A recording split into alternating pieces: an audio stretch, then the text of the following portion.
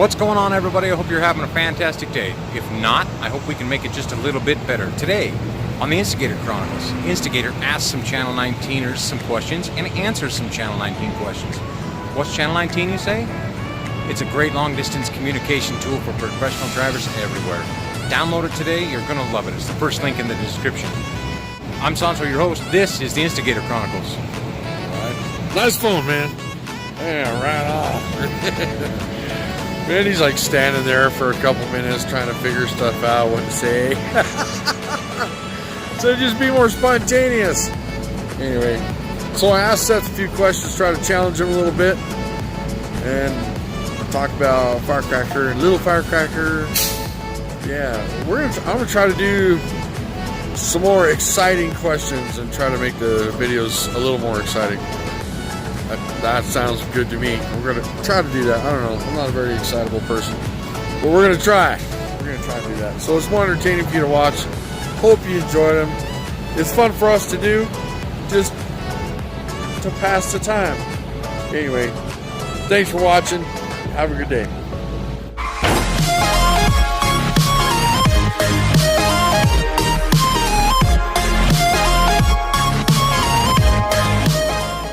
Hi, Instigator. It's more or less established that the majority of people on 19 and truck drivers in general, yourself and Sancho included, are all overwhelmingly conservative, i.e. either libertarian, Republican, or any flavor on that side of the political spectrum.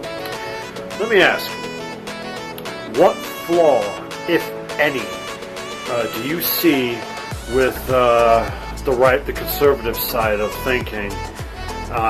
And what would you do to fix it? Oh, HellBat, good morning from inside my car. Got my extra fat showing there. Anyway, conservative, problems with that. What a funny noun.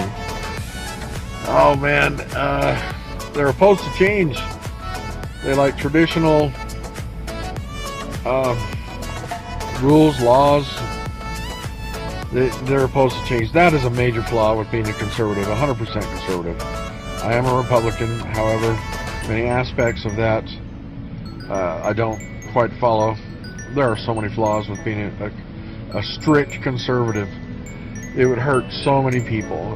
They have to be open to change. The left is that way. They're not really conservative, but the left wants change that's going to hurt a lot of people. I think all the parties, if you're 100% one party, you're not thinking properly. Because not one party, the left wing, the right wing, the Republicans, the Democrats, being 100% of any one of those things is a major flaw in your thinking. So that's my opinion on all that right there. Good question. Instigator, is it better to live with a beautiful lie or a terrible truth? And would you make an exception for one or the other? Oh, HellBat, beautiful lie, terrible truth. Terrible truth, better to live with that. An exception for one or the other. If that terrible, terrible truth would destroy somebody, yeah, that would be an exception. And for the other also. If it would hurt a lot of people, better just to bury it and let it die with you. That's my opinion. Instigator, final one for now. Alright, well, I know you're an old fart. You've got grandkids already. Now, with your children, when your grandkids are brought into the world, what do you think what was the most important piece of advice you gave your children to raise your grandchildren? Mr. HellBat. Oh my gosh. Grandkids, and what advice would I give them? I reminded my son that when I was in a crowd of men, talking to him, my friends, and he'd come up and try to get my attention, to show respect, and he did. with that. And then I would pause, tell my friends, hey, hold on a second, I need to speak to my son because he's important. Make sure they know that they're important. And get down on one knee and talk to him. Be at his level. Love him.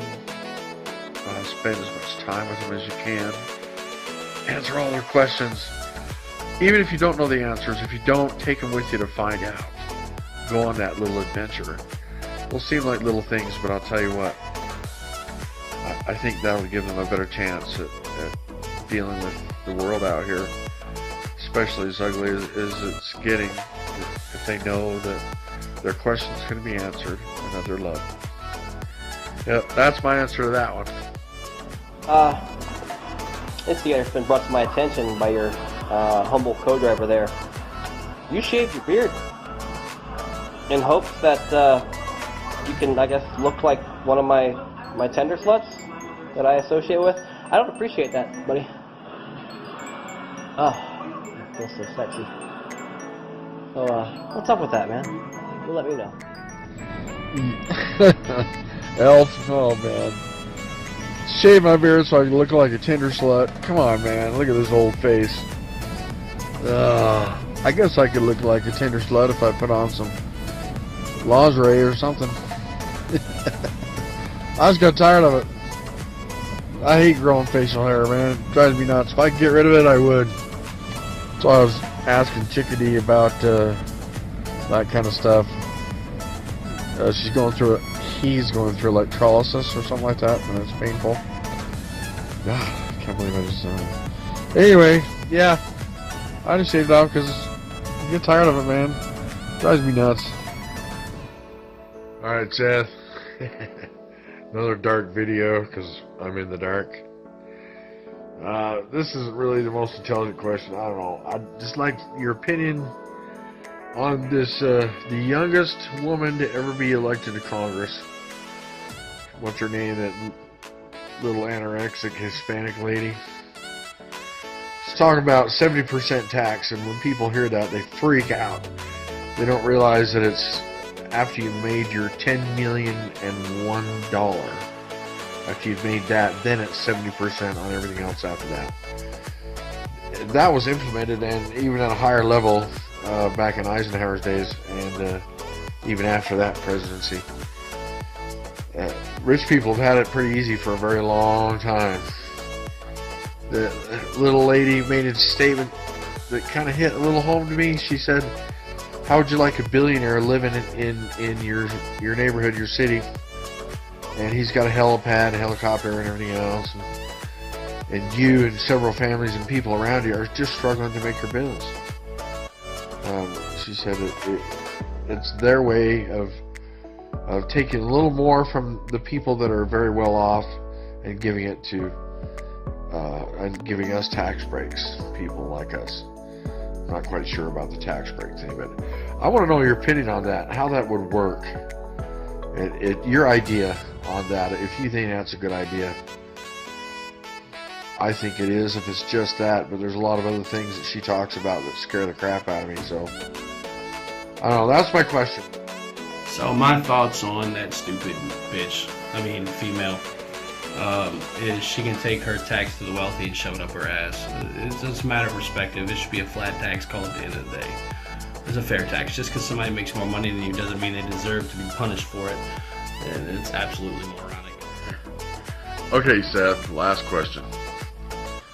My study of the brain,